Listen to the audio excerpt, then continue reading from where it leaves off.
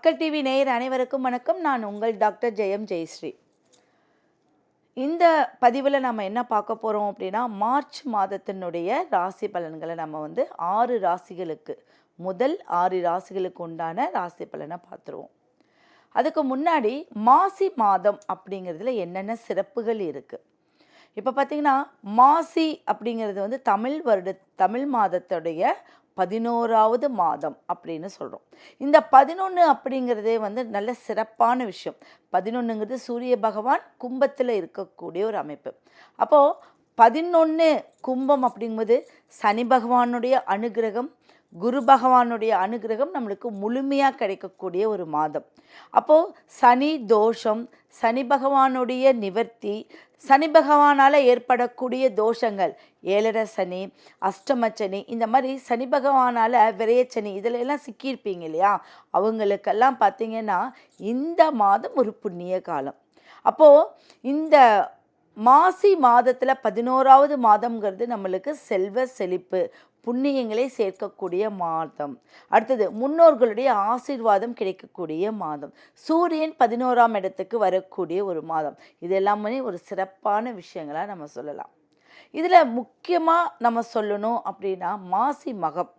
இப்போது மகம் என்றால் ஒரு பூர்த்தி முழுமையான ஒரு விஷயம். மக நட்சத்திரம், சிம்ம ராசி அப்படின்னு சொல்லுவாங்க. நீ மக நட்சத்திரமா சிம்ம ராசியா, அற்புதமான ஒரு நட்சத்திரம், எதிலையும் ஜெயம், எதிலையும் வெற்றி, இந்த மாதிரி நீங்கள் கேள்விப்பட்டிருப்பீங்க. சிம்ம ராசியா, அதில் எல்லா செல்வங்களும் சேரும். ஏன்னா மகம் என்றால் கேது பகவான், முழுமையான ஒரு அமைப்பு விநாயகர். கேது பகவானுடைய அமைப்பு விநாயகர்.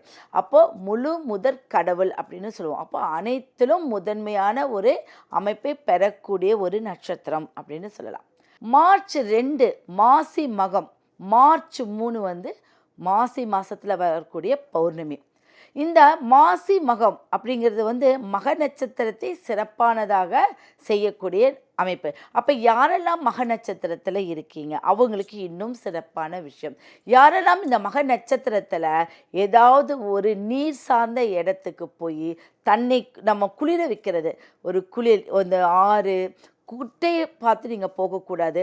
ஆறு ஓடக்கூடிய அமைப்பு, மேலேருந்து கீழே வரக்கூடிய ஃபால்ஸு, ஓடக்கூடிய ஆறு, நிற்காமல் ஓடணும். அந்த மாதிரி ஒரு நீரோட்டமான ஒரு இடத்துக்கு போய் நீங்கள் ஒரு ஸ்தானம், ஒரு குளியல் பண்ணிட்டு வந்தீங்க அப்படின்னா உங்கள் குடும்பம் அப்படிங்கிறது, உங்கள் உடம்பும் சூட்டை தணிக்கக்கூடிய ஒரு அமைப்பு, உங்களுக்கு இருக்கக்கூடிய தோஷங்கள் நிவர்த்தி ஆகக்கூடிய அமைப்பு, உங்களுக்கு பேட் நெகட்டிவ் எது எடுத்தாலும் தடங்களாகுது அப்படிங்கிறதெல்லாம் லாபத்தை சேர்க்கக்கூடிய மாதம் அப்படின்னு சொல்லிட்டேன், புண்ணிய காலம்னு சொல்லிட்டேன். அப்போ இந்த காலத்தில், இந்த மாதத்தில் நீங்கள் இதெல்லாம் செய்யக்கூடியது இன்னும் ரொம்ப சிறப்பான விஷயம். ஏன்னா மகம் அப்படின்னு சொல்லக்கூடிய ஒரு குலத்தில் 12 வருடத்திற்கு ஒரு முறை ஒரு விசேஷம் செய்யக்கூடிய அமைப்பு நீங்கள் கேள்விப்பட்டிருப்பீங்க. அப்போ அந்த நட்சத்திரத்துக்கு அவ்வளோ பலம் அதிகமாக இருக்குது. அதை நீங்கள் ஃபாலோ பண்ணும்போது ரொம்ப நல்ல விஷயம். 3ஆம் தேதி அப்படிங்கிறது பௌர்ணமி. மார்ச் 3ங்கிறது பௌர்ணமி. பௌர்ணமி முழு நிலவு. இந்த மாதத்தில் வரக்கூடிய அமாவாசை, பௌர்ணமி, பிரதோஷம் அனைத்து திதிகளுக்குமே ரொம்ப பலம் அதிகமாக இருக்குது. அப்போ பௌர்ணமி அப்படிங்கிறது முழு நிலவு. அமாவாசை இருட்டில் இருந்து நீங்கள் வெளியில் பௌர்ணமி நிலவுக்கு வரீங்க. அப்போ பௌர்ணமி அப்படின்னா எல்லோரும் சித்ரா பௌர்ணமி அப்படின்னு சொல்லுவாங்க. ஒவ்வொரு மாதத்துடைய பௌர்ணமியும் ரொம்ப சிறப்பான பௌர்ணமி. அது மாசி மாதத்தில் வரக்கூடிய பௌர்ணமி சூரியனுக்கும் சந்திரனுக்கும் ரொம்ப உகந்த ஒரு நாளாக கருதப்படுகிறது.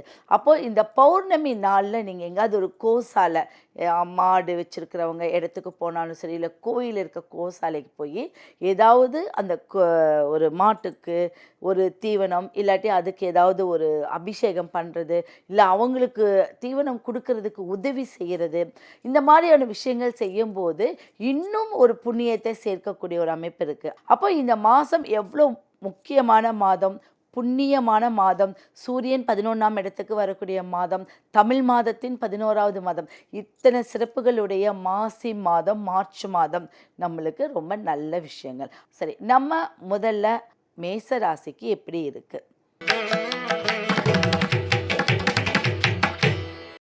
மேசம் என்றால் முதன்மை, மேசம் என்றால் கடமை, கண்ணியம், கட்டுப்பாடு, இது அனைத்துமே இந்த மேச ராசிக்குள்ளே அடங்கியிருக்கு. அஸ்வினி, பரணி, கார்த்திகை. அஸ்வினி, பரணி, கார்த்திகைங்கிற 3 நட்சத்திரங்கள் இந்த மேசராசிக்குள்ளே இருக்குது. அப்போ இந்த 3 நட்சத்திரங்களுமே மேசராசியில் ரொம்ப பலமானவங்க. எப்படின்னா அஸ்வினி நட்சத்திரமும் சரி, அடுத்தது பரணி நட்சத்திரமும் சரி, கார்த்திகை நட்சத்திரம். இந்த ஒவ்வொரு கட்டத்திலையும் 3 நட்சத்திரங்கள் ரொம்ப பலம் பெறக்கூடிய ஒரு அமைப்பு.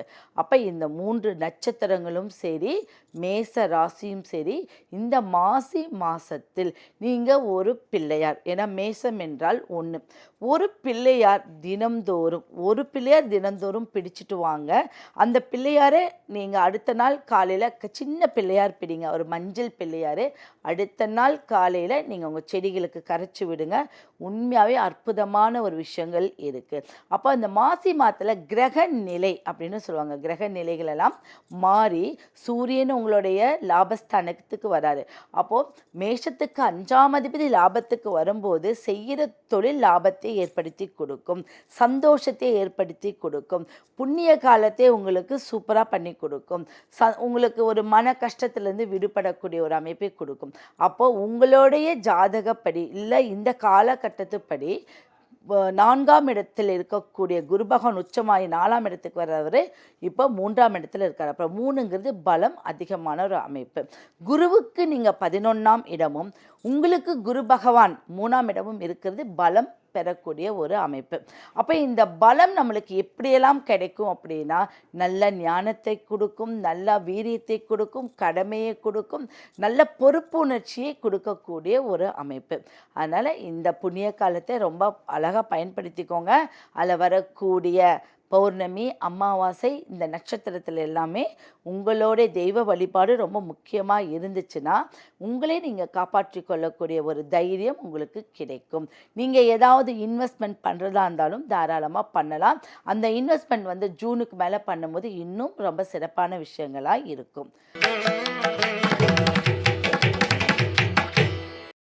ரிஷபம் அப்படிங்கிறது ஸ்டாண்டர்ட் அப்படின்னு சொல்லலாம். ரிஷபங்கிறது ஸ்டாண்டர்டான விஷயம். அப்போது இந்த ரிஷப ராசிக்காரர்களுக்கு 2ஆம் இடத்திலே குரு பகவான் சஞ்சாரம் செய்கிறார். குரு பகவான் மட்டும் இல்லை, 11ஆம் இடத்தில் உங்களுக்கு சனி பகவானும் சஞ்சாரம். இப்போது 11ஆம் இடத்துல காலபுருஷனுக்கு 11ல் சூரியன் நிற்கிறார். அது உங்களுக்கு 10, சொல்லவே வேண்டாம். கண்டிப்பாக தொழில் சிறப்பு நிச்சயம் உண்டு. அப்போ இந்த தொழில் ஸ்தானம் என்ன பண்ணுறது, என்ன தொழில் செய்கிறது அப்படின்னு சிந்திக்கிறவங்களுக்கு எல்லாத்துக்குமே இந்த தொழில் உனக்கு சரியான வழிகாட்டும்.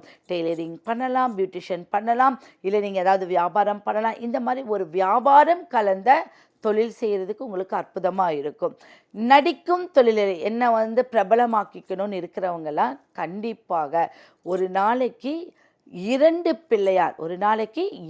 பிள்ளையார் பிடித்து அதையே 2 நாட்கள் கழித்து நீங்கள் வழிபட்டு ஒரு செடிக்கோ ஒரு மரத்துக்கோ நீங்கள் கரைச்சி விடும்போது உங்களுடைய பலம் இன்னும் அதிகமாக இருக்கும். அப்போ குரு பகவான் உங்களுக்கு 2ல் இருந்து தனஸ்தானியம், தன தானியம் அப்படின்னு சொல்லுவாங்க. தானியத்துக்கும் குறைவில்லை, தனத்திற்கும் குறைவில்லை, செல்வத்திற்கும் குறைவில்லை அப்படின்னு சொல்லுவாங்க. அப்போ குருவுக்கு 12 கண்டிப்பாக ஒரு சுப விரயம் உண்டு பண்ணும். நம்ம கார் வாங்கினாலும் சுப விரயம்தான், வீடு வாங்கினாலும் சுப விரயம்தான், திருமணம் செய்தாலும் சுப விரயம்தான். அப்போ இந்த ரிஷப ராசிக்காரர்களை பெண்களுக்கு அதிக பலம் இருக்கக்கூடிய ஒரு அமைப்பு. அங்கே பார்த்தீங்கன்னா கார்த்திகை நட்சத்திரமும் அங்கே இருக்குது. ஒரு கார்த்திகை நட்சத்திரத்துக்கு ரொம்ப பலம் அதிகமாக இருக்கக்கூடிய அமைப்பு உண்டு. கார்த்திகை, ரோகிணி, மிருகசீரிஷம், இந்த ரோகிணி நட்சத்திரம் சரி, மிருகசீரிஷம், இந்த மிருகசீரிஷ நட்சத்திரத்தில் இருக்கிறவங்க இன்னும் தைரியமாக வேலை பண்ணுவீங்க. ரோகிணி நட்சத்திரத்தில் இருக்கிறவங்க கொஞ்சம் அப் அண்ட் டவுன்ஸ். ஏன்னா ஒரு ராசிக்கு பொதுவான அமைப்பு இல்லாமல் அந்த நட்சத்திரத்துக்கும் ஒவ்வொரு சின்ன சின்ன டிஃப்ரென்ஸ் இருக்குது. அப்போ ரோகிணி நட்சத்திரத்தில் இருக்கிறவங்க டக்குன்னு வெளியே வரதுக்கு பயப்படுவீங்க. இந்த மாதம் சீக்கிரம் வந்துடுவீங்க. மிருகசீரிஷ நட்சத்திரத்தில் இருக்கிறவங்க தைரியமாக வெளியில் நான் துணிஞ்சு செய்கிறேன் அப்படின்னு செய்யக்கூடிய மாதம் இந்த மாதம். இந்த மாதத்தில் வரக்கூடிய அனைத்து நல்லதையுமே இந்த 3 நட்சத்திரங்களும் டிஃப்ரெண்ட் அதில் நீங்கள் அனுபவிப்பீங்க. அதில் ஒரு முன்ன பின்ன ஒரு 2 நாள், 1 மாதம், 1 நாள், 10 நாள் கழித்து எந்த மாதிரி உங்களுடைய வாழ்க்கை முறை இருக்கும் அப்படிங்கிறது உங்கள் ஜாதக கட்டத்தை பொறுத்து இருக்குது. அப்போ நீங்கள் செய்ய வேண்டியது அப்படின்னு பார்த்தீங்கன்னா 2 பிள்ளையார் நம்ம எதுக்கு பிடிக்க சொல்கிறோம் அப்படின்னா 12 ராசிக்கும் 12 பிள்ளையார்கள் அப்படின்னு கணக்கு வச்சுக்கோங்க. அப்போ இந்த பிள்ளையார் பிடிக்கிறது மூலியமாக மஞ்சள் தான் செல்வம். மஞ்சள் தான் செல்வம். குரு பகவானுடைய அனுகிரகம் மஞ்சள். அப்போ இந்த மஞ்சள் நம்மளுடைய குடும்பத்தில் மங்களம் அப்படிங்கக்கூடிய சொல்லுக்கு மஞ்சள் குங்குமம். ஃபஸ்ட்டு வந்து மஞ்சள் குங்குமம் தான் சொல்லுவாங்க. அப்போ இந்த மஞ்சள் குங்குமம் பெண்களாக இருந்து பிள்ளையார் பிடித்து விரலி மஞ்சளை ஒரு தினந்தோறும் ஒரு விரலி மஞ்சளை கட்டி கட்டி வச்சுக்கோங்க. ஒரே கயிற்றுல விரலி மஞ்சளை கட்டிகிட்டே வாங்க. அப்போது 12 மாதம் 12 விரலி மஞ்சளை கட்டி ஒரே கயிற்றுல ஒரு மரத்தில் சுற்றி விடுங்க. உங்களுடைய பிரச்சனைகள் அனைத்தும் தீரும். ஒரு மங்களத்தை ஏற்படுத்திக்கக்கூடிய யோகத்தை உண்டு பண்ணும். மிதுனம் அப்படிங்கிறது வந்துட்டு புதன் பகவானுடைய ஆதிக்கம் பெற்ற ஒரு இடம். அந்த இடத்துல தான் இப்போ குரு பகவான் இருக்கார். சனி பகவான் 10ஆம் இடத்துல இருக்குது. கேது உங்களுடைய 3ஆம் இடத்துல இருக்குது. ராகு பகவான் பயிற்சியாக இருக்கார். அப்போ உங்களுக்கு மிதுனத்துக்கு பார்த்தீங்கன்னா 9ஆம் இடத்தில் சூரிய பகவான். இப்போ சூரியனை கொண்டு தான் ஒவ்வொரு மாதமும் நம்மளுக்கு எப்படி இருக்குன்னு சூரியனை வச்சு மட்டும்தான் நம்ம இந்த மாதிரி நல்லா இருக்கா, இந்த மாதம் செய்யலாமா, இந்த மாதம் இதை செய்யக்கூடாதா அப்படிங்கிறதெல்லாம் சூரியனை வைத்து தான் நம்ம வந்து கணக்கு செய்கிறோம். ஏன்னா சூரியன் வைத்து நம்ம ஒரு விஷயத்தை செய்தோம்னா அந்த விஷயத்தில் எப்போவுமே நமக்கு குறை இருக்காது. இப்போ பார்த்திங்கன்னா கதிரவன் அப்படிங்கிறது வந்து சூரிய பகவானுக்கு உள்ள பேர். அப்போது முனிவருடைய மகன் சூரியன்.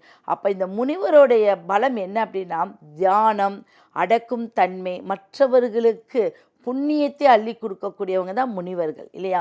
அப்போ முனிவர்கள் வந்து என்ன பண்ணுவாங்கன்னா ஒரு கடவுளை அவங்க கண்ணில் பார்க்கறது அவங்களால மட்டும்தான் முடியும். அப்போ அவங்க மகன் என்ன பண்ணுவோம், இன்னும் பலம் பொருந்தியவராக இருப்பார். அப்போ அவரை நம்ம அடையிறதுக்கு நல்லா அவரை ப்ரே பண்ணும்போது அந்த பலம் இன்னும் நம்மளுக்கு நல்ல ஒரு பிரகாசமான வாழ்க்கையை ஏற்படுத்தி கொடுக்கும். அப்போ இந்த மாதம் உங்களுடைய மக நட்சத்திரத்துக்கு ஏதாவது ஒரு கோயிலுக்கு போங்க.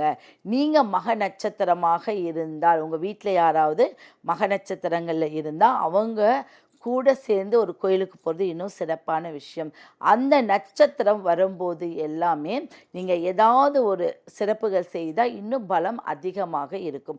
அப்போ புதன் ஆதிக்கம் பெற்ற மிதுன ராசிக்காரர்கள் இன்னும் பலம் பெறக்கூடிய அமைப்பு குலதெய்வ அமைப்பு.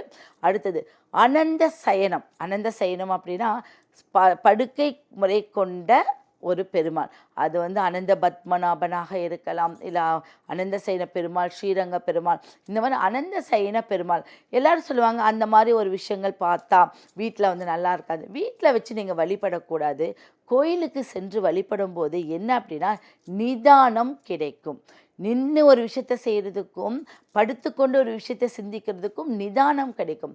அப்போ உங்கள் வாழ்க்கையில் இந்த மாதம் ஒரு நிதானமான செயலை ஏற்படுத்தக்கூடிய அமைப்பு இருக்குது. உங்களுக்கு சனி பகவான் ரொம்ப ஆதிக்கமான ஒரு இடத்துல இருக்கார். அப்போ குரு வீட்டில் சனி பகவான் ஒரு பெரிய பிரச்சனையே கொடுக்க மாட்டார். ஏழரை சனியெல்லாம் நீங்கள் கவலைப்பட வேண்டாம். இதில் வந்து எனக்கு ஏழரை சனி வந்திருக்கு. மேஷராசிக்காரங்க சொல்லுவாங்க எனக்கு வந்து ஏழரை சனியில் இருக்கேன், கும்பராசிக்காரங்க நான் ஏழரை சனியில் இருக்கேன். இதெல்லாம் நீங்கள் ஃபீலே பண்ண வேண்டாம். ஒவ்வொரு மாதமும் ஒவ்வொரு விசேஷங்களும் ஒவ்வொரு நட்சத்திரத்துக்கு வலிமையும் ஒவ்வொரு கிரகங்களோடைய சுற்றும் நம்மளுக்கு இருக்குது. அந்த சுற்றின்படி உங்களுடைய காலகட்டம் மாறுமே ஒழிய ஒரே அளவுக்கு ஸ்டாண்டர்டாக இருக்காது. அப்போ மிதுனம் அப்படிங்கிறது 3 பிள்ளையார் பிடிக்கணும். சின்ன பிள்ளையார் பிடிங்க. 3 பிள்ளையார் பிடித்து அந்த பிள்ளையாருக்கு வெத்தலை மேலே அந்த 3 பிள்ளையாரை வைங்க. அருகம்புல் நீங்கள் வைங்க.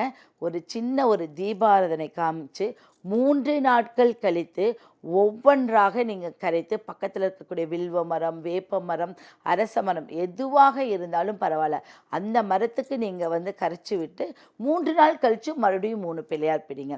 இதை வந்து நீங்கள் ஒரு 48 டைம் 9, 11, 27, 48 டைம் நீங்கள் செஞ்சுட்டு வந்தால் இன்னும் அற்புதமான ஒரு விஷயத்தை நீங்கள் கண்கூடாக பார்க்கலாம். எதுலேயுமே தடங்கள் உங்களுக்கு இருக்கவே இருக்காது. புரியுதுங்களா? அப்போ குரு பகவானுடைய நேரடி பார்வை உங்களுடைய அமைப்பில் 7ஆம் பார்வையாக விழுகுது. அப்போ மிதுன ராசிக்கே அது என்னவா இருக்குது, 7ஆம் பார்வையாக இருக்குது. காலபுருஷனுக்கு 9ஆம் பார்வை. அப்போ ஒரு பாகியத்தை பெறக்கூடிய அமைப்பு உண்டு. அப்பாங்கிற ஸ்தானத்துக்கு பலம் அதிகமாக பெறக்கூடிய ஒரு அமைப்பு. அடிக்கடி ஒற்றை தலைவலி வரும், நரம்பு சம்மந்தப்பட்ட பிரச்சனைகள் வரும். உங்களுக்கு ஒரு கிரிட்டினஸ் என்ன அப்படின்னா மைக்ரேன், அந்த மைக்ரேன், ஏன்னா மாசி அப்படிங்கிறது வந்து கும்பம், நீர் குடம் அப்படின்னு சொல்லுவாங்க. அப்போ கண்கள், அந்த இடத்துல வந்து கண்களுக்கு நீர்க்குளம் அப்படிங்கிறது வந்து கண்கள். அப்போ இந்த கண்களில் தெளிவு கொஞ்சம் கம்மியாக இருக்கும். அதை நீங்கள் உடனடியாக பார்த்துக்கிட்டா அந்த இடத்துக்குரிய ஒரு கிரகம் இன்னும் வலிமையாகி ஆரம்பத்திலேயே குணமடைய செய்யக்கூடிய ஒரு யோகத்தை கொடுக்கும். இதில் பார்த்திங்கன்னா மிருகசீரிஷம், புனர்பூச நட்சத்திரம், திருவாதிரை நட்சத்திரம், இதுக்கெல்லாம் ரொம்ப பலமான ஒரு அமைப்பு. திருவாதிரையில் இருக்கிறவங்க ஒரு ஒரு நிலையில் இருக்க மாட்டாங்க, ஒரு இடத்துல படுக்க மாட்டாங்க. அவங்க என்ன பண்ணுவாங்க, வித்தியாசமாக இந்த பக்கம் அந்த பக்கம் படுக்கிற நிலை.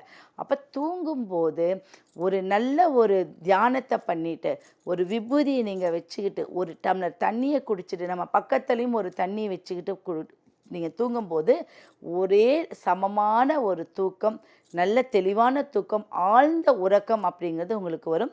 இதில் புனர்பூச நட்சத்திரம் ஒரு குழப்பமான ஒரு சூழ்நிலையை உண்டு பண்ணிக்கிட்டே இருக்கும் உங்களுடைய வாழ்க்கையில். அதுலேருந்து மீண்டும் மீண்டும் அடுத்தடுத்த கட்டத்துக்கு போயிட்டே தான் இருப்பீங்க. ஆனால் போகிற வரைக்கும் உங்களை ரொம்ப மன உளைச்சல் கொடுத்துக்கிட்டே இருக்கும். மிருகசீர்ஷ நட்சத்திரத்துக்கு ஆன்மீக வழியில் செல்லக்கூடிய ஒரு யோகமெல்லாம் உண்டு பண்ணும். இந்த கடக ராசிக்குள்ள ஆயில்யம், பூசம், புனர்பூசம், இந்த 3 நட்சத்திரங்களுமே இருக்குது. புனர்பூசம் இருக்குது, பூச நட்சத்திரம் இருக்குது, ஆயில்ய நட்சத்திரம் இருக்குது. இந்த ஆயில்யம் 12ஆம் இடம் இல்லைங்களா, ஆயில்யம் 12ஆம் இடம். அப்போது இந்த புனர்பூசம் பூச நட்சத்திரம் ஆயில்யத்துக்கு என்ன பலம் அதிகம்னா, 4ஆம் இடத்தில் 8, 12 6 மறைவிடங்களான நட்சத்திரங்கள் அங்கே வேலை செய்யுது. அப்போது ஒரு தாய்கிட்ட வந்துட்டா, கடகத்துக்கிட்ட வந்துட்டா எந்த விஷயம் மறைக்கப்படும். உங்களை வெளியே காமிச்சு கொடுக்க மாட்டாங்க. அவங்க வந்து உங்களை பொக்கிஷமாக பாதுகாப்பாக இருப்பாங்க. அவங்களால ஒரு வெற்றிக்கு உண்டான வழிவகுப்பு, நீ இப்படி போ அப்படி போ அப்படிங்க சொல்லக்கூடிய ஒரு அமைப்பெல்லாம் இருக்குது. அப்போது ஒரு கவரும் தன்மைன்னு சொல்லுவாங்க, பாதுகாக்கக்கூடிய ஒரு தன்மை.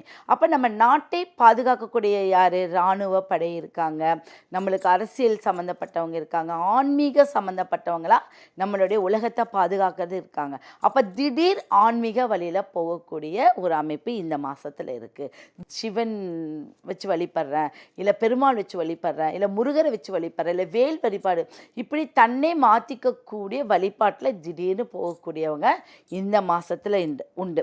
அப்போ ஏன்னா கும்பத்தில் சூரியன் இருந்தால் அந்த ஆக்டிவ் செஞ்சு கொடுத்துட்டே இருக்கும். அப்போ இந்த கடக ராசிக்காரர்கள் 4 பிள்ளையார் பிடிக்கணும். குட்டி குட்டி பிள்ளையார் பிடிங்க. இந்த 4 பிள்ளையாரும் அரச மர இலையில் வைக்கணும். நம்ம ஒவ்வொரு பிள்ளையாரும் எப்படி வைக்கணும், ஏதாவது ஒரு விஷயத்தில் வைக்கணும். அரச மர பிள்ளையார் வச்சு அந்த பிள்ளையாருக்கு மேலே குங்குமம் வச்சு அதில் வந்து ஒவ்வொரு, நீங்கள் வெள்ளை கலர் பூ, செம்பங்கி பூ வைக்கலாம், இல்லாட்டி மல்லிகை பூ வைக்கலாம். இந்த மாதிரி வந்து ஒயிட், வெள்ளை நிற பூக்கள் கொண்டு பண்ணணும். ஏன்னா கடகங்கிறது தூய்மை, வெண்மைன்னு சொல்லுவாங்க. அப்போ அந்த வெண்மை, அங்கே சந்திரனா வெண்மை, அந்த இடத்துல நீங்கள் வெண்மை நிறமான பூ வைத்து அரச மர இலை, அரசன் வந்து ரொம்ப ஆழமாக இருக்கக்கூடிய, அப்போ சந்திரன் அப்படின்னா அவங்களுடைய மனதுக்குள்ளே என்ன இருக்குது, ஒரு பெண் மனதுக்குள்ளே என்ன இருக்குதுன்னு கண்டுபிடிக்க முடியலங்கிற மாதிரி. அப்போது அரச மரம், அப்போ அரச மரத்தோடைய வேர்கள் எவ்வளோ தூரம் போயிருக்கு, அதோடைய படர்ந்து விரிந்த எவ்வளோன்னே நம்ம சொல்ல முடியாது, அந்தளவுக்கு இருக்கக்கூடிய ஒரு கிரகம் அது. அப்போ அது 4 பிள்ளையார் பிடிச்சு, இந்த பிள்ளையாரை 4 நாட்கள் கழித்து ஒவ்வொரு பிள்ளையாராக நீங்கள் ஏதாவது மரத்துக்கோ இல்லை ஏதாவது ஒரு கோயிலுக்கோ கரைச்சி விட்டு தண்ணி ஊற்றிட்டு வாங்க. இதை வந்து 9 முறையோ 7 முறை 11 முறை 27 முறை இல்லை 48 முறை செய்தீங்கன்னா கண்டிப்பாக உங்கள் பிரச்சனையை அது கால முடிவில் தீர்ந்துடும்.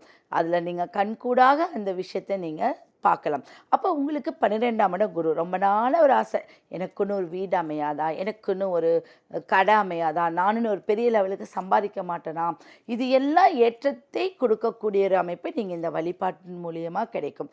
அப்போ அதில் உங்களுக்கு புனர்பூசம், பூச நட்சத்திரம், ஆயில்ய நட்சத்திரம் இருக்கிறவங்களுக்கு பலம் அதிகமாக இருக்கும். அதில் ஆயில்ய நட்சத்திரம் இருக்கிறவங்க ஆதிசேஷன், ஆயில்ய நட்சத்திரம் இருக்கிறவங்க உங்களுடைய ஆயில்ய நட்சத்திரம் வரும்போது என்ன பண்ணணும்னா, ஆதிசேஷன் கோயிலுக்கு, ஏதாவது ராகு கேது கோயிலுக்கு போகிறது அற்புதமான ஒரு விஷயம்.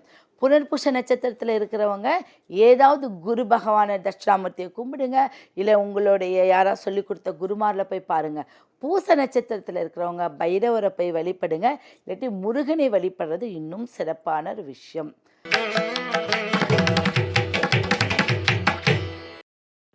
சிம்ம ராசிக்குள்ள என்ன இருக்குது? மக நட்சத்திரம் இருக்குது, பூர நட்சத்திரம் இருக்குது, உத்திர நட்சத்திரம் இருக்குது. அப்போது இந்த மூன்றுமே ஆதிக்கம் பெற்ற நட்சத்திரமா இல்லையா? சுக்கிரனுடைய ஆதிக்கம், கேது பகவானுடைய ஆதிக்கம், சூரியனுடைய ஆதிக்கம். அப்போது கேது, சூரியன், சுக்கிரன் இவங்க 3 பேரும் சேர்ந்து ஒரு ஜாதக கட்டத்தில் வலிமையாக்கக்கூடிய ஒரு கிரகம். ஒருத்தனுக்கு நல்லா வாழ்க்கை அமையுமா, தொழில் அமையுமா, குழந்தை குட்டிகள் கிடைக்குமா, அவங்களுக்கு நல்ல கௌரவம் கிடைக்குமா, எல்லாத்தையும் பெரிதுபடுத்தி காட்டக்கூடிய ஒரு ராசி அப்படின்னா சிம்மம். அப்போ இந்த சிம்ம ராசிக்குள்ளே இருக்கக்கூடிய இந்த மக நட்சத்திரம் என்ன பண்ணும் அப்படின்னா, சில செயல்களை சிந்திக்காமல் செய்யக்கூடிய ஒரு நட்சத்திரம். பூர நட்சத்திரம் தேவையில்லாத விஷயத்துக்கு நீங்கள் கடன் வாங்கிறது, கடன் கொடுக்கறதெல்லாம் பண்ணுவீங்க இந்த மாதம், அதெல்லாம் பண்ணாதீங்க, ஓகேவா? உத்திர நட்சத்திரம் ஒரு ஸ்டாண்டர்டாக இருக்கக்கூடிய ஒரு அமைப்பு. யார்கிட்ட இவங்ககிட்ட இப்படி தான் நடந்துக்கணும், அவங்ககிட்ட அப்படி தான் நடந்துக்கணும், இந்த மாதத்தில் நீங்கள் நிர்ணயிக்கக்கூடிய ஒரு அமைப்பு. அப்போ நீங்கள் என்ன பண்ணணும் இந்த மாதத்தில் அப்படின்னா, 5 பிள்ளையார் பிடிக்கணும். இந்த மாதம் ஃபுல்லாக பிள்ளையாருக்கு தான் உங்களுக்கு வழிபாடே பிள்ளையாருக்கு தான். ஏன்னா பிள்ளையாரை கிட்டியாக பிடிச்சிக்கிட்டா எல்லா தெய்வங்களும் கூட வந்துடும். புரியுதுங்களா? சிவபெருமானுக்கே ஒரு யாகம் நடத்தினார். சிவனுக்கு ஒரு யாகமும் சிவன் ஒரு யாகமும் நடத்துகிறப்போ பிள்ளையார் இல்லாதனால அந்த யாகமே வெற்றி அடையலை. அப்போ சிவனுக்கே இந்த விஷயம் அப்படிங்கும்போது பிள்ளையார் எவ்வளோ பெரிய முதன்மையான இடத்துல இருக்கார். அப்போ பிள்ளையாருக்கு இந்த அமைப்பு சிறப்பான விஷயம். அப்போ 5 பிள்ளையார் பிடிச்சு 5 பிள்ளையாருக்கும் நீங்கள் பார்த்தீங்கன்னா செவ்வந்தி பூவு, மஞ்சள் கலரில் இருக்கும் இல்லை வெள்ளை கலர் இருக்கிற செவ்வந்தி பூவில் நடுவில் ஒரு குங்குமம் வைத்து அந்த பிள்ளையாருக்கு நீங்கள் வைக்கணும். ஏன் அப்படின்னா செவ்வந்திங்கிறது குரு பகவானுடைய அமைப்பு, மஞ்சள். அப்போ யாருக்காவது குழந்தை இல்லை அப்படின்னா இதை செஞ்சுட்டு வாங்க, சீக்கிரம் உங்களுக்கு திருமணம் நடந்துடும், குழந்தை வாய்ப்பு கிடைக்கும். லேட்டான திருமண வாய்ப்பு கொண்டு பண்ணுறவங்களுக்கு எல்லாமே இது ரொம்ப நல்ல ஒரு விஷயம். அடிக்கடி கண்ணு வலிக்கிற ஆரம்பிக்கும் உங்களுக்கு, கண்ணி இமைகள், கண்ணில் நீர் கொத்துக்கிறது, காது வலி, மூக்கு, இந்த மாதிரி தொண்டை, மூக்கு, கண்ணு, காது எல்லாமே ஒரு வலிகளை கொடுக்கும். அது இந்த காலகட்டத்தில் ஆரம்பித்தா என்ன அர்த்தம் அப்படின்னா உங்களே நீங்கள் கவனித்து கொள்ள வேணும் அப்படிங்கிறது தான் அதோடைய விஷயம். கண்டிப்பாக நீங்கள் அது பார்க்கும்போது உங்களுக்கு சீக்கிரம் ஒரு நல்ல தீர்வு கிடைக்கும். அப்போ இந்த சிம்மம் அப்படிங்கிறது இந்த 3 நட்சத்திரமே வித்தியாசமான அமைப்பை கொண்டது. அப்போ இவங்க 5 பிள்ளையாரை பிடிச்சு எதில் நீங்கள் வைக்கணும்னா ஆலமரம், அரச மரம் சொல்லியிருக்கேன், ஆலமரத்தோடைய உங்களுக்கு இலை ஏதாவது இடத்துல தேடி கண்டுபிடிச்சி கொண்டு வந்து வச்சுக்கோங்க. ஆலமரத்துடைய இலையில் அந்த பிள்ளையார் வைக்கும்போது அரசனை போல் வாழலாம் அரச மரம், ஆழமாக ஒரு விஷயத்தை செயல்படுத்தலாம் ஆலமரம். இந்த 2த்துக்குமே ரொம்ப வித்தியாசங்கள் இருக்குது. இந்த 2 இலைகளுமே மக்களுடைய வாழ்க்கையில் புழக்கமாக இருந்தால் எதிலையும் வெற்றி அடையலாம். ஏன் அப்படின்னா புராணங்கள் புராணங்கள் ரீதியாகவும் சரி, கிரேக்கர்கள் ரோமானியர்கள் வாழ்ந்த காலத்திலையும் அரச மரமும் ஆலமரம் இருக்கக்கூடிய இடத்துல தான் வணிகம் செஞ்சாங்க, பொன் பொருள் ஆபரணங்கள் வியாபாரம் பண்ணினாங்க, தீர்ப்பு வழங்கினாங்க, திருமணம் நடத்தினாங்க, கட்ட பஞ்சாயத்து, நம்மளோட அத்தனை தீர்வுகளும் அங்கே தான் கிடச்சிது. இன்றைக்கி தான் தனித்தனியாக கோர்ட்டு கேஸ் எல்லாம் இருக்குது இல்லைங்களா? நம்மளுக்கு தனித்தனியான ஒரு விஷயத்தை பகிர்ந்து கொடுத்தது இந்த காலகட்டத்தில் தான். அப்போ ஒன்றா செயல்பட்ட அந்த மரத்தடி தான் செல்வ செழிப்புக்கு உண்டானது. புத்தர் போதி மரத்தடி, போதி மரங்கிறது என்னங்க? அரச மரம் தான். அந்த அரச மரத்தடியில் தான் ஒரு புத்தர் ஞானம் பெற்ற இடம். அப்போ அரச மரத்துக்கு அவ்வளோ ஒரு பவர் உண்டு. இன்றைக்கும் சீனர்கள் நீங்கள் பார்த்தீங்கன்னா வெளிநாட்டுக்கு நேபாளெலாம் சைடில் போனீங்கன்னா சீனர்கள் வழிபடக்கூடிய ஒரு இலைன்னு பார்த்தீங்கன்னா அரச மர இலை தான். அவங்க அதில் அவ்வளவு ஒரு புண்ணியம் இருக்குது அப்படின்னு சொல்லி அதை ஒரு தெய்வமாக கருதிட்டு இருக்காங்க. அப்போ அந்த இது இன்னும் ஒரு ஆழமான செயலை உண்டு பண்ணும். அப்போ இதை நீங்கள் ஃபாலோ பண்ணிட்டு வந்தால் அத்தனை விஷயங்களும் இந்த மாத காலம் தொடக்கம் பண்ணும்போது அடுத்தடுத்த விஷயங்கள் உங்களுக்கு நடந்துட்டுருக்கும். உங்களுக்கு 11ஆம் இடத்தில் அப்படிங்கிறது குரு பகவான். இந்த குரு பகவான் பெயர்ச்சி ஆகிறதுக்குள்ளேயே நல்ல விஷயங்களே கொடுத்து விடுவார். சரிங்களா? இந்த கன்னி ராசி அப்படிங்கிறது நம்மளுக்கு ஒவ்வொரு விஷயங்களும் சொல்லிகிட்டே போகலாம். நம்மளுக்கு வந்து மேஷத்துலேருந்து ரிஷபம், மிதுனம், கடகம், சிம்மம், கன்னி, இப்படி ஒவ்வொரு ராசிக்கும் ஒவ்வொரு விஷயங்கள் உண்டு. அப்போ கன்னி ராசி அப்படின்னாவே என்ன சொல்லுவாங்க, இப்போ நான் கன்னி ராசியா, அஸ்த நட்சத்திரம். இப்போ அஸ்தம் என்றால் என்ன, இப்போ சித்திரை அஸ்த நட்சத்திரம் இந்த கன்னி ராசிக்குள்ளே இருக்குது. அப்போது இந்த ராசிக்குள்ளே இருக்கக்கூடியது என்ன அப்படின்னா, பலம் பொருந்தியவங்க படிப்பில் ஏதாவது ஒரு விஷயத்தை கையில் எடுத்துக்குவாங்க. இந்த விஷயத்தை தான் அப்படி இல்லை, படிப்பு எடுத்துக்குவாங்க, இல்லை ஒரு வியாபாரத்தை எடுத்துக்குவாங்க, இல்லை ஏதாவது ஒரு விஷயத்தில் ஆழமாக உள்ளே போய் பலதரப்பட்ட விஷயங்களை அதுலேருந்து கற்றுக்குவாங்க.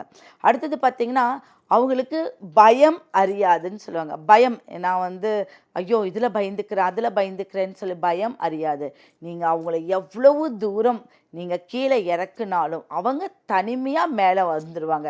அது அவங்களுடைய தனித்திறமையின் மூலம் வருவதற்கு அவங்களுக்கு ரொம்ப நல்ல விஷயம். அதில் சித்திரை நட்சத்திரம் என்ன அப்படின்னா, ஒரு சிலருக்கு வந்து படிப்பில் ரொம்ப ஆர்வம், பலதரப்பட்ட கல்வியை கற்றுக்குவாங்க. அவங்க அது ஏஜ் இதெல்லாம் பார்க்கவே மாட்டாங்க. அவங்களுக்கு வந்து பல மொழிகள் தெரியும், பலதரப்பட்ட கல்வி தெரியும். அப்படி எதுவும் இல்லை அப்படின்னா பலதரப்பட்ட மக்களிடையே வாழ்ந்தக்கூடிய அமைப்பு. அவங்கள கண்டா அப்பா இவர் வந்தால் நம்மளுக்கு நல்லது செய்வாருப்பா, இவர் வந்தால் நம்மளுக்கு ஏதாவது ஒரு விஷயம் செஞ்சு கொடுப்பாரு, இப்படி ஒரு பேரை வாங்கக்கூடிய அமைப்பு இந்த கன்னி ராசிக்கு உண்டு.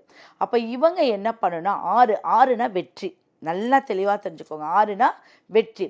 நீங்கள் 6 பிள்ளையார் பிடிக்க வேண்டும். 6 பிள்ளையார் பிடித்து மாவிலைங்கிறது கிடைக்கும். அந்த மாவிலையில் ஓம் என்று ஒரு சந்தனத்தால் எழுதி அந்த 6 பிள்ளையார் பிடிக்கணும். 6ங்கிறது வந்து நம்ம கார்த்திகை பெண்களை பலப்படுத்தலாம், முருகனை பலப்படுத்தலாம். இப்படி 6 பந்தனம், அஷ்டபந்தனம்னு சொல்லுவாங்க. 6 பந்தனத்தால் ஒரு கோயிலை கட்டுப்பாட்டுக்குள்ளே கொண்டு வரலாமாமா. அதில் இருக்கக்கூடிய பூதகணங்களுக்கும் சரி, பொன் பொருள் ஆபத்துக்கு பொக்கிஷமும் சரி, பந்தனங்கள் மூலயமா நம்ம கொண்டு வரலாம். அப்போ சஸ்திர பந்தம் அப்படின்னு சொல்லுவாங்க 6 பந்தனங்கள். அப்போ 6 விளக்கு ஏற்றும் போது இந்த ஒவ்வொரு சக்கரமும் நம்மளுக்கு ரொம்ப வலிமையாய் மாறி நம்மளை பாதுகாக்கக்கூடிய படலமாக மாறிடும். அப்போ 6 வெற்றிலை. மாவிலை, மாதா ஊட்டாத சோற்றை மாங்காய் ஊட்டும்னு சொல்லுவாங்க. அப்போது அந்த என்பது நம்ம உடலை புத்துணர்ச்சி பண்ணக்கூடியது. இப்போ மாங்காய் அப்படின்னாவே நம்மளுக்கு எச்சில் ஊறும். எச்சில் ஊறுனா மட்டும்தான் என்னாகும், நம்மளுடைய ஹார்மோன்ஸ் ரொம்ப நல்ல நிலைக்கு இருக்குது, நல்ல செயலாக இருக்குதுன்னு சொல்லுவாங்க. அப்போது இந்த மாவிலையில் ஒரு விஷயம், அது சந்தனத்தில் ஓம்னு எழுதினீங்க அப்படின்னா திருஷ்டிகள் வராது, செய்வினை கோளாறு இருக்காது, உங்களுடைய வீட்டில் எந்த விதமான போராட்டங்கள் இருக்காது. எப்போ பாரு போராட்டம். அந்த போராட்டத்திலேருந்து என்ன அப்படின்னா, மகளுக்கு திருமணம் ஆகலை, மகள் திருமணமாய் சரியா இல்லை, மகன் இல்லை, வாரிசு இல்லை, எனக்கு அப்படி இப்படின்னு சொல்லக்கூடிய போராட்டமான வாழ்க்கையிலேருந்து விடுபடக்கூடிய ஒரு யோகத்தை இந்த பிள்ளையார் பிடிக்கிறதன் மூலியமா உங்களுக்கு கிடைக்கும். அப்போ நீங்கள் பர்டிகுலராக வேப்ப மரத்துக்கு தான் நீங்கள் அந்த பிள்ளையாரை கரைச்சி ஊற்றணும். அப்போ அந்த மாவிலையும் சேர்த்து அங்கே நீங்கள் போட்டுட்டு வேப்ப மரத்தில் நீங்கள் கரைச்சி ஊற்றுறது இன்னும் சிறப்பு. இல்லைன்னா ஒவ்வொரு இலையும் காய வைத்து பொடி பண்ணி உங்கள் வீட்டு வாசப்படியில் தெளித்து விடுறது இன்னும் நல்ல சிறப்பான விஷயமா இருக்கும். இவங்க வெற்றி அடையக்கூடிய ஒரு அமைப்பு இந்த பிள்ளையாரின் ஒரு பரிகாரம் தான். இது ரொம்ப விசேஷமான பரிகாரம். நம்ம ஒவ்வொரு ராசிக்கும் ஒவ்வொரு பரிகாரங்கள் சொல்லுவோம். இந்த தடவை பார்த்திங்கன்னா முழுக்க ஒவ்வொரு ராசியும் அவங்களுடைய ராசி கட்டத்தை பொறுத்து 1 2 3ங்கிற மாதிரி நம்ம வந்து பிள்ளையாரை சொல்லியிருக்கோம். ஒவ்வொரு இலை ரீதியாக சொல்லியிருக்கோம். ஒவ்வொருத்தருக்கு நார்மலாக பிள்ளையார் பிடிச்சா போதும், ஒவ்வொருத்தருக்கு மாவிலை, ஒவ்வொருத்தருக்கு அரச இலை, ஒவ்வொருத்தருக்கு வந்து ஆலமரத்தொடர், இப்படி இலைகள் மூலியமாக பண்ணும்போது செல்வங்கள் உங்கள் கூடியே இருக்கும். குரு பகவானுடைய அனுகிரகம் இருக்கும். சனி பகவானுடைய ஆயுள் விருத்தி, உங்களுக்கு ஆரோக்கிய விருத்தி கண்டிப்பாக கிடைக்கும். இந்த மாதத்தை வந்து 11வது மாதம், தொட்டதெல்லாம் லாபமாக இருக்கும், தொட்டதெல்லாம் புண்ணியமாக இருக்கும். அதை ரொம்ப கரெக்டாக நீங்கள் வந்து ஃபாலோ பண்ண முடியும். ஏன் அப்படின்னா புண்ணிய காலம் அப்படிங்கிறதே இந்த உத்தராயண புண்ணிய காலங்கிறது சூரியனிலேருந்து ஆரம்பிக்குது. அப்போ இந்த காலத்தில் நிறைய விசேஷங்கள், நிறையா வந்து இப்போ 3 பிரதோஷங்கள்லாம் வந்து ஒரு மிராக்கிள் தான் சொல்லுவாங்க இல்லையா. அப்போ அதெல்லாமே நம்மளுக்கு எவ்வளோ அதிர்ஷ்டமான ஒரு அமைப்பு. அப்போ இதையெல்லாம் நீங்கள் ஃபாலோ பண்ணிவிட்டு இந்த மாதத்துலேருந்து ஒரு விஷயத்தை நீங்கள் கடைப்பிடிச்சிங்க அப்படின்னா உங்கள் வாழ்க்கையை வெற்றி அடையக்கூடிய ஒரு யோகம் கண்டிப்பாக உண்டு பண்ணும். நம்ம வந்து பார்த்திங்கன்னா பிள்ளையார் பிடித்து பரிகாரங்கள் இந்த தடவை ஒரு வித்தியாசமான முறையில் நம்ம சொல்கிறோம். ஏன்னா அது ரொம்ப பவர்ஃபுல்லான ஒரு பரிகாரம். இதை சிம்பிளாக எல்லாருமே ஆண்கள், பெண்கள், ஒரு குழந்தைகள் எல்லாருமே செய்யக்கூடிய ஒரு பரிகாரம் அப்படின்னு நம்ம சொல்லலாம். நான் சொன்ன மாதிரி ஃபஸ்ட்டு பிரதோஷம் 1ஆம் தேதி மார்ச் 1, 16, 30ஆம் தேதி இந்த 3 நாட்கள்லுமே வரக்கூடிய பிரதோஷம். இதை வந்து முன்பதிவிலே நான் சொல்லியிருக்கேன். ஆனாலும் இப்போ உங்களுக்கு ஏன் சொல்கிறேன் அப்படின்னா, இந்த பிரதோஷ வழிபாடு ரொம்ப சிறப்பான ஒரு வழிபாடு. ஒரு 3 பிரதோஷம் ஒரே மாதத்தில் வரக்கூடியது. 3 கண் சிவன் நம்மளுக்கு அருள் பாலிக்கிறா அப்படிங்கிறது கண்கூட நம்ம பார்க்கலாம். அதில் வந்து தமிழ் மாதத்தின் 11வது மாதமாக இந்த மாசி மாதம் நம்மளுக்கு நடக்குது. இந்த தமிழ் மாதத்தின் உங்களுக்கு 11வது மாதமாக இந்த மாசி மாதம் இருக்குது. பங்குனி, இந்த மார்ச்சில் வந்து மாசியும் பங்குனியும் சேர்ந்த மாதிரி இருக்குது. அப்போ இந்த பிரதோஷத்தை வழிபட்டால் நம்மளுக்கு என்ன நன்மைகள்னு சொல்லியிருக்க, திரும்ப உங்களுக்கு சொல்கிறேன். குடும்ப ஒற்றுமை நிலைக்கும், பிரிந்த கணவன் மனைவி சேருவீங்க, வெளிநாட்டில் இருக்கிறவங்களுக்கு ஒரு நல்ல எதிர்காலம் உண்டு பண்ணும், தேர்வு எழுதி கொண்டிருப்பவர்களும் சரி, எழுதி அதற்காக விடையை தேடிக்கொண்டிருப்பவர்களுக்கும் நல்ல எதிர்காலம் உண்டு.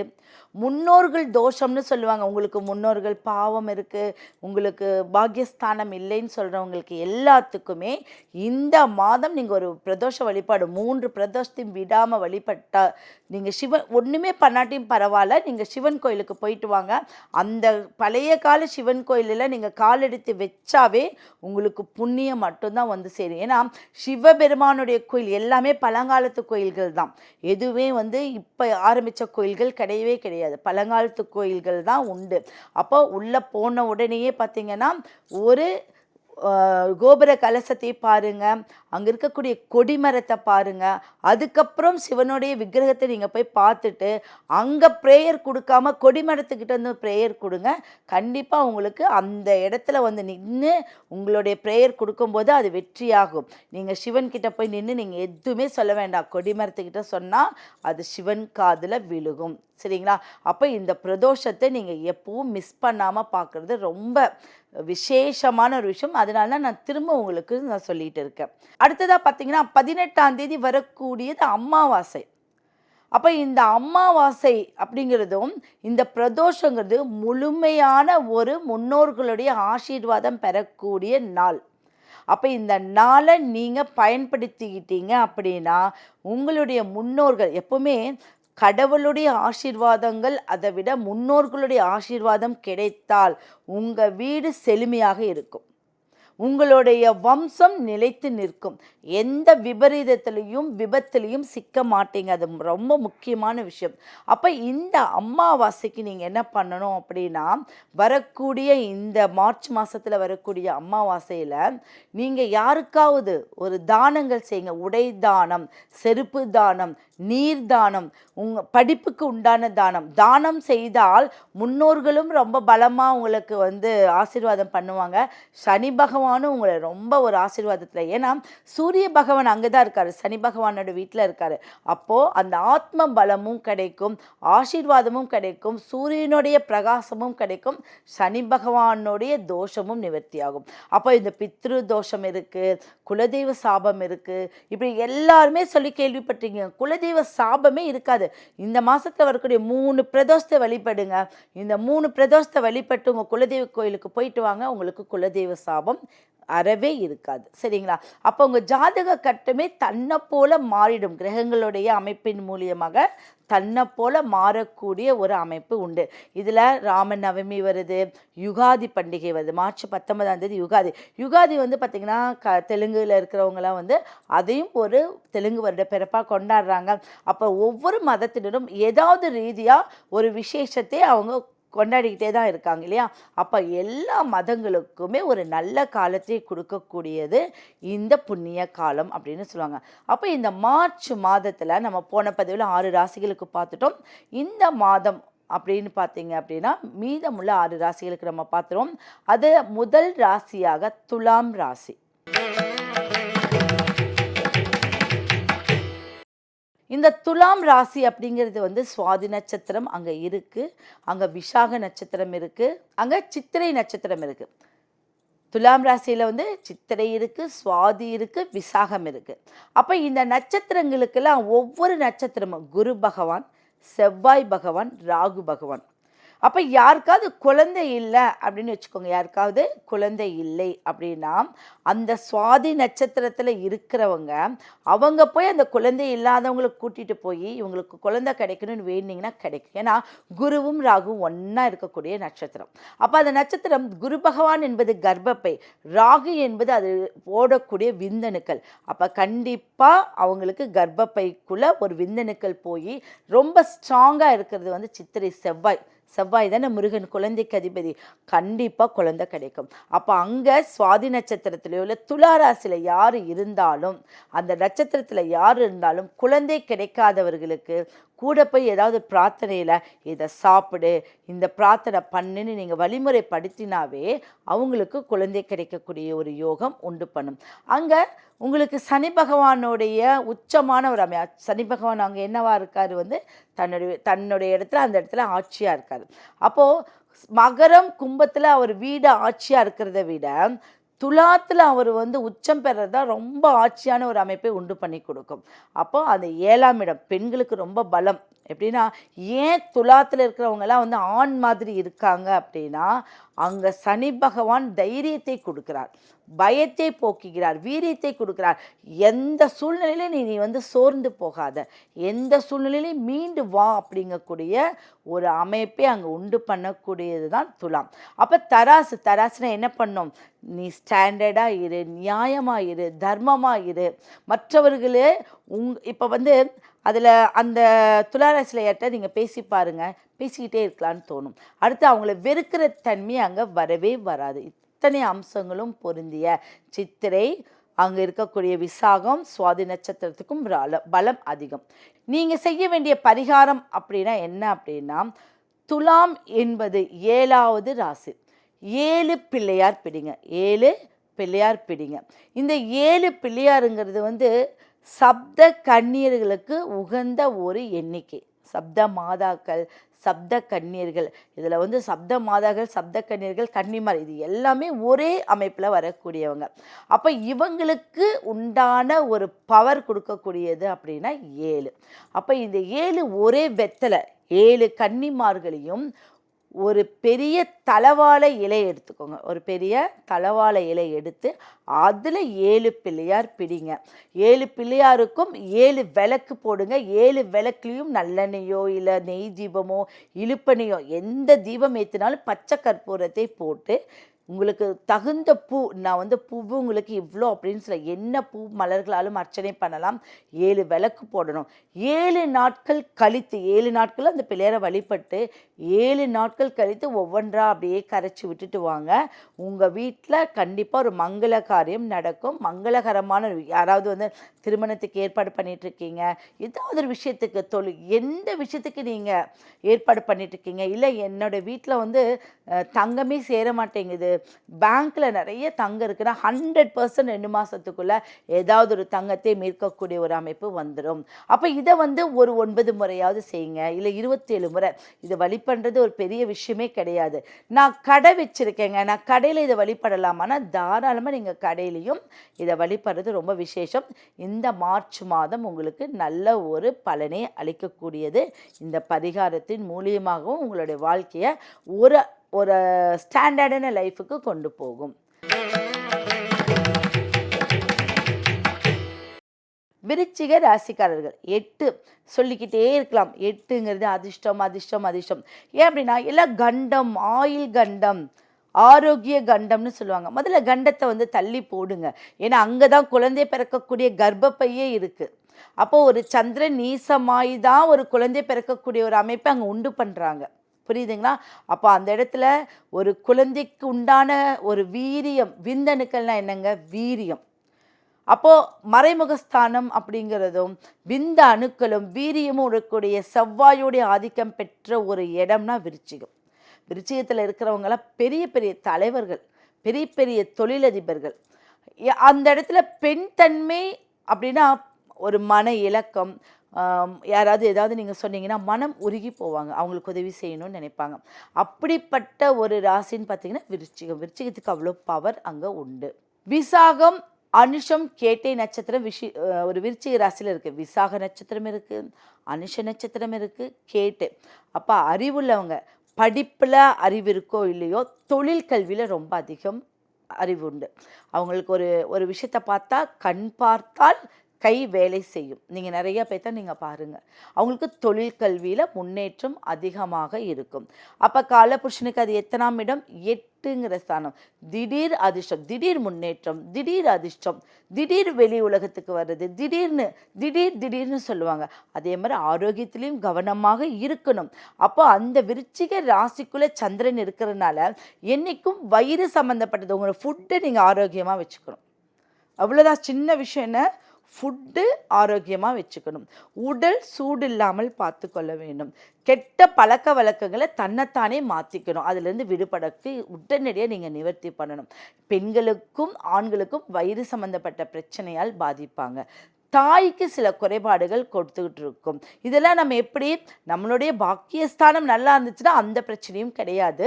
அதே இடத்துல குரு பார்வை இருந்தாலும் அந்த பிரச்சனைகள் கிடையாது. குருவோடைய அம்சம் அங்கே வந்தாலும் அந்த பிரச்சனைகள் கிடையாது. புரியுதுங்களா? அப்போது இந்த துலாம் ராசிக்கும் விருச்சிகத்துக்கும் கர்ப்பப்பை, அடுத்தது பார்த்திங்கன்னா வயிறு, இந்த ரெண்டும் பக்கத்தில் இருக்குது. அதில் கர்ப்பப்பை உடைய இடம் அப்படின்னா விருச்சிகம். இந்த மாதம் 3ஆம் இடம். இப்போ ஜனவரியிலேருந்து இங்கே மாதங்கள் எடுத்திங்கன்னா 3, உங்களுடைய தமிழ் மாதத்தை எடுத்தீங்க அப்படின்னா பார்த்திங்கன்னா 11, 12. ஒரு விஷயங்கள் 12, 11, 11ங்கிறது லாபம், 12 முடிஞ்சுன்னா திரும்ப 1ங்கிற இடத்துலேருந்து வரும். அப்போது இந்த 8ல் இருந்து வெளியில் வந்தால் ஃப்ரெஷ்ஷாக வருவீங்க. 8ங்கிற இடத்துல இருந்து வெளியில் வரும்போது முழுசாக புதுமையான ஒரு விஷயமா வருவீங்க.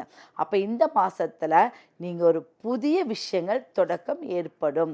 உங்களுடைய உடல் ஆரோக்கியத்தை கவனமாக நீங்கள் செயல்படணும். உங்களுடைய தாயோடைய உடல் நலத்தை நீங்கள் கவனமாக பார்க்கணும். நீங்கள் என்ன பண்ணணும் அப்படின்னா 8 பிள்ளையார், 8ங்கிறது ரொம்ப அதிர்ஷ்டம்னு சொல்லிட்டு 8 பிள்ளையார் நீங்கள் பிடிக்கணும். இந்த 8 பிள்ளையார் நம்ம என்ன பண்ணணும், எதால், இப்போ நம்ம ஒவ்வொன்றுக்கும் ஒவ்வொரு இலை நம்ம சொல்லிகிட்ருக்கோம். இந்த 8 பிள்ளையார் எந்த இலையில் வைக்கணும் அப்படின்னா தேக்கு மர இலை. தேக்குங்கிறது அழியா செல்வம். ஒரு பூச்சி புழு கூட அதுக்குள்ளே நுழையாது. இப்போ கர்ப்பப்பையில் இருக்கிற என்ன சொல்லுவாங்க, ஒரு புழு பூச்சி உண்டாயிடுச்சான்னு கேட்குறீங்க இல்லையா? அதுக்கு அர்த்தம் என்ன? புழு பூச்சின்னா அந்த காலத்தில் கேட்பாங்க, குழந்தை கிடச்சிருச்சா அப்படின்னு கேட்பாங்க. அப்போது ஒரு தேக்கு அப்படிங்கிறது அழியா செல்வமுடைய அமைப்பு. அப்போ அந்த கர்ப்பப்பை அழியா செல்வமுடைய ஒரு இடம். அந்த இடத்துக்கு ஒரு குழந்தை வர வேண்டும், அந்த இடம் நல்லா இருக்கணும், நம்ம நல்ல அமைப்பு இருக்கணும், நல்ல ஆசீர்வாதம், பெரியவர்களுடைய ஆசீர்வாதம் கிடைக்கணும் அப்படின்னா இந்த 8 பிள்ளையார் பிடித்து அந்த தேக்கு மர இலையில் வைத்து நீங்கள் பிரார்த்தனை பண்ணி 8 நாள் கழித்து ஒவ்வொரு பிள்ளையாராக பிடிச்சு உங்கள் அருகாமையில் இருக்கக்கூடிய மரத்துக்கு, எப்போவுமே மரம், அந்த மரத்துக்கு ஊற்றும் போது தான் அதனுடைய ஈர்ப்புத்தன்மை, ஈரத்தன்மை உறிஞ்சிக்கொண்டு அது வளர்ச்சி அடையும்.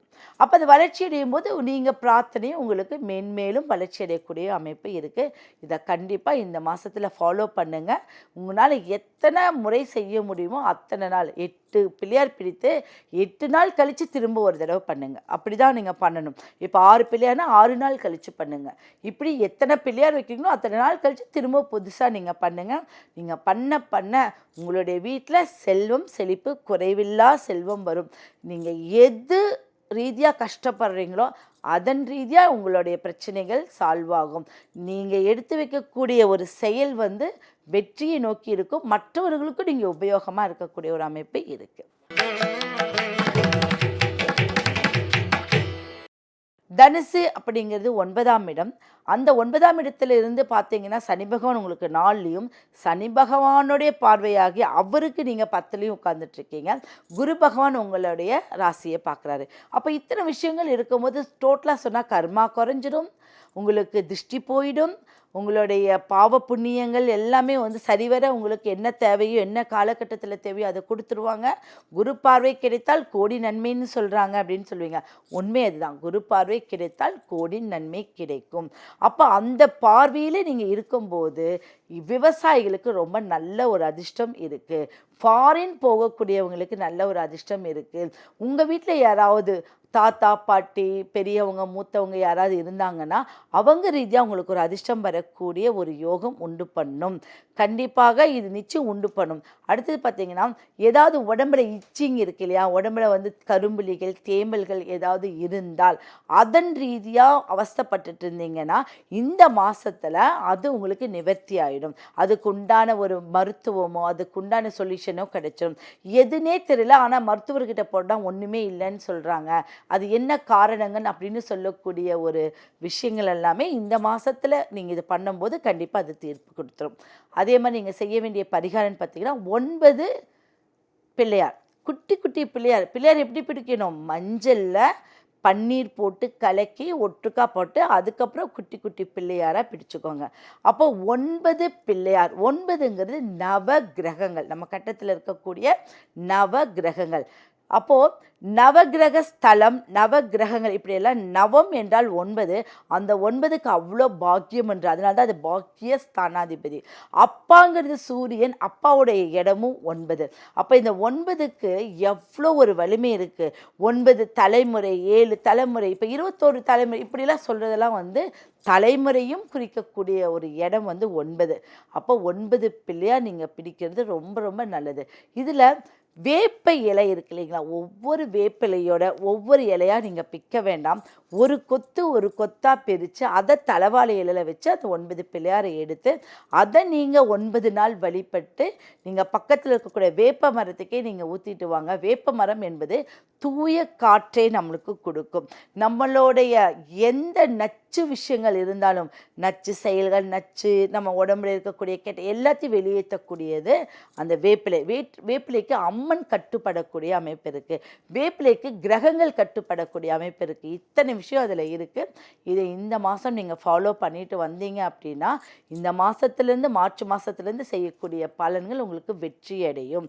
அப்போ இந்த தனுசு அப்படிங்கிறது வந்து பலதரப்பட்ட தொழிலில் இருக்கிறவங்களுக்கெல்லாம் ஒரே பரிகாரமாக இது அற்புதமாக வேலை செய்யக்கூடிய ஒரு யோகத்தை உண்டு பண்ணும். மகர ராசி.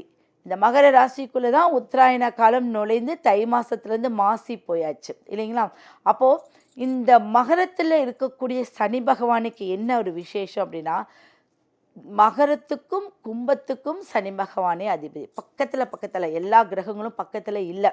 இப்போ வந்து புதனுடைய வீடுனா மிதுனமும் கன்னி ரொம்ப டிஸ்டன்ஸில் இருக்குது. குருவோடைய வீடு அப்படின்னா மீனமும் தனுசும் டிஸ்டன்ஸில் இருக்குது. ஆனால் சனி பகவானுக்கு மட்டும்தான் பக்கத்து வீடு. தர்மாதிபதி கர்மாதிபதி, தர்மாதிபதி கர்ம இப்படி சொல்லிட்டு வந்தீங்கன்னா இந்த யோகம் கர்ம தர்மாதிபதி யோகம்னு சொல்லுவாங்க. அதில் இருந்தால் தொழிலை ஜெயிப்பாங்க அப்படின்னு சொல்லக்கூடிய. அப்போ சனி பகவான் கர்மத்தில் இருந்தாலும் சரி தர்மத்தில் இருந்தாலும் சரி அவங்களுடைய வீட்டில் இளைய ஒரு மரணம் கிடையாது.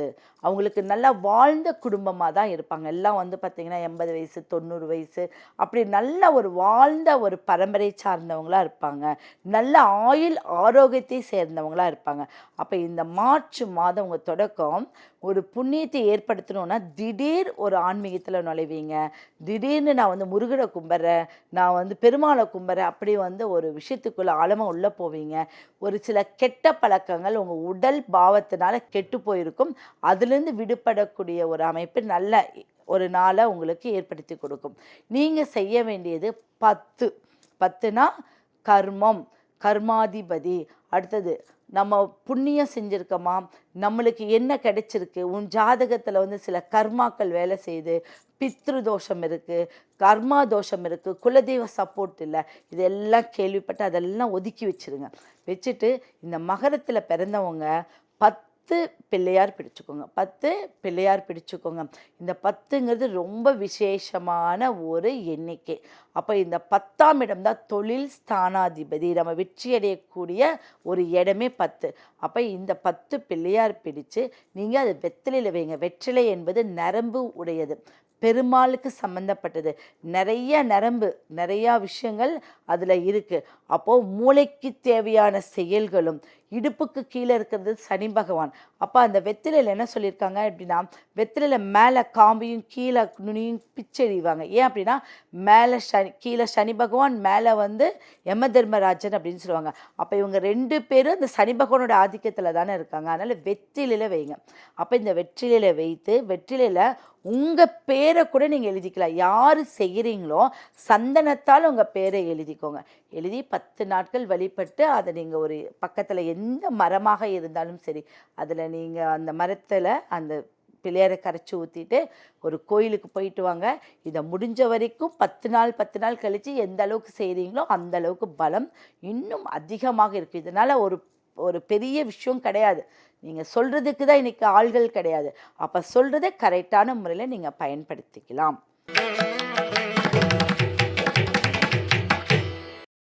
கும்பம், இப்போ சூரிய பகவான் இருக்கிறார்.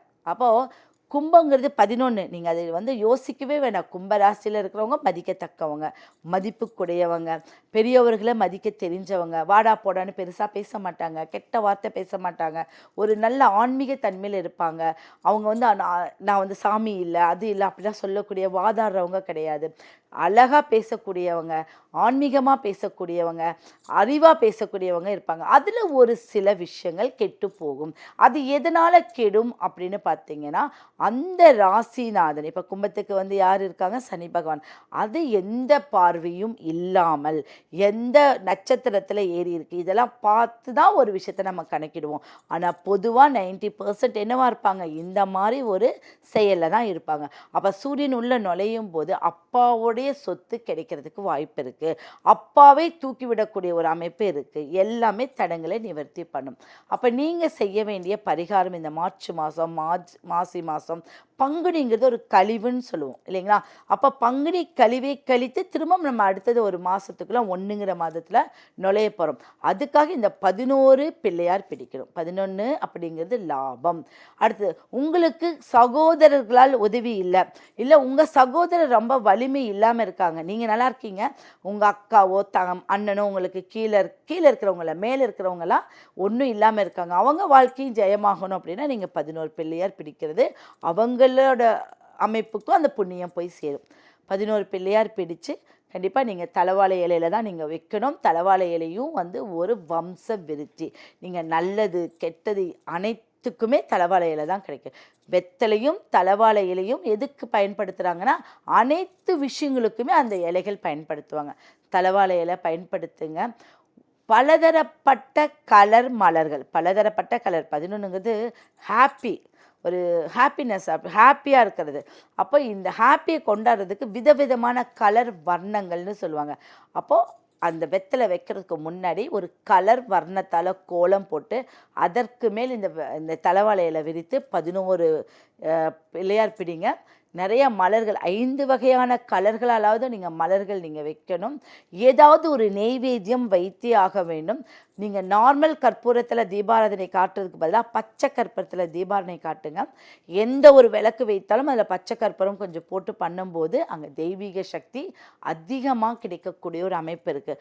அப்போ இந்த கும்பத்துக்கு இந்த மாதம் சிறந்த பலன்களும், இதை ஃபாலோ பண்ணிட்டு வந்தீங்கன்னா புண்ணிய காலம் உங்களை தேடி வரும், கர்மாக்கள் குறையும், உங்களுக்கு தோஷம் நிவர்த்தியாகும், எந்த தோஷத்திலையும் சிக்க மாட்டீங்க.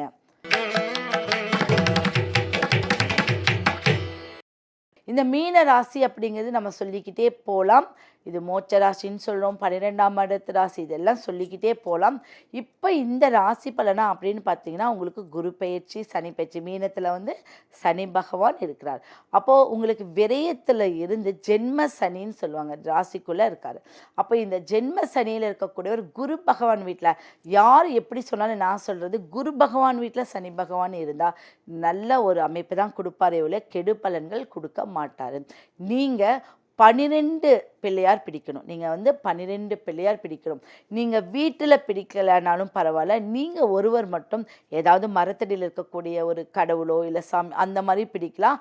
அப்படி இல்லை அப்படின்னா மட்டும் வீட்டில் பிள்ளையார் பிடித்து அந்த பிள்ளையார் 12 நாள் கழித்து, 12ங்கிறது ஒரு யுகம் மாதிரி வச்சுக்கோங்க. அடுத்தது 1, அப்போ 12 நாள் கழித்து நீங்கள் ஒரு ஏதாவது ஒரு மரத்தடியில் நீங்கள் ஒரு கரைச்சி விட்டுட்டு வரும்போது ஒரு தலைமுறை, இன்றைக்கி 12 வருஷம் குழந்தையில, 15 வருஷம் குழந்தையில, என் குழந்தை நடக்க மாட்டேங்குது, பேச மாட்டேங்குது, படிக்க மாட்டேங்குது, இப்படி எத்தனை பேர் இந்த தடவை ஃபீல் பண்ணுறீங்க? அவங்களுக்கெல்லாம் இந்த 12 விளக்கு, இந்த பிள்ளையாருங்கிறது ரொம்ப அம்சம். அப்போ 12ங்கிறது விரயம், மருத்துவ செலவு. அடுத்தது அயன சயன போகம்னு சொல்லுவாங்க. என்ன அப்படின்னா, ஒரு தாம்பத்தியம் நல்லா இருக்குது, ஒரு கணவன் மனைவி வாழ்ந்துட்டாங்க, அவங்க கல்யாணம் பண்ணிட்டாங்க, ஆனால் ஒரே மாதத்துக்குள்ளே பிரியறாங்க, 10 மாதத்துக்குள்ளே பிரியிறாங்க. இதுக்கெல்லாம் காரணம் என்ன? அந்த 12ஆம் இடம் பலமாக இல்லை, அதில் வந்து மீனத்தில் பலம் இல்லை அப்படிங்கிறது. அப்போ 12 பிள்ளையார் பிடித்து இவங்க வரும்போது அத்தனை விஷயங்களும் நல்லா இருக்கும். குடும்ப ஒற்றுமை, கணவன் மனைவிக்குள்ளே இருக்கிற குடும்ப ஒற்றுமை, யாராவது விவாகரத்துக்கு போட்டிருந்தீங்கன்னா கண்டிப்பாக அது கேன்சல் ஆகிடும். மறுபடியும் சேரக்கூடிய கட்ட பஞ்சாயத்தின் மூலிமா சேருவீங்க. இதை நீங்கள் நடத்திட்டு வாங்க, கண்டிப்பாக உங்களுக்கு ஒரு அற்புத பலன் இந்த மாதம் கிடைக்கும். இதில் வந்து மாசியும் பங்குனியும் கலந்த இந்த மார்ச் மாதத்தில் வந்து உங்களுடைய எல்லா பலன்களும் கிடைக்கணும் அப்படின்னு இறைவனை வேண்டுகிறேன். நன்றி, வணக்கம்.